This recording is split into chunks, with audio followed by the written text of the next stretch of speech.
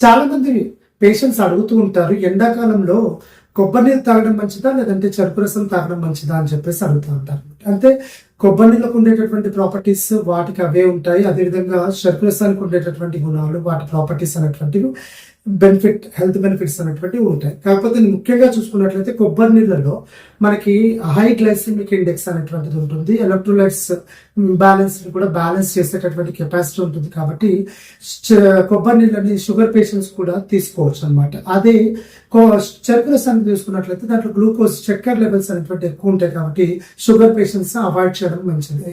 అదేవిధంగా కొబ్బరి నీళ్ళల్లో ఎక్కువసేపు హైడ్రేషన్, బాడీలో డిహైడ్రేషన్ ని నివారించి బాడీకి ఎనర్జీని ఇవ్వడంలో, లాంగ్ టర్మ్ గా బాడీని హైడ్రేటెడ్ గా ఉంచడంలో కొబ్బరి నీళ్లు సహాయపడతాయి.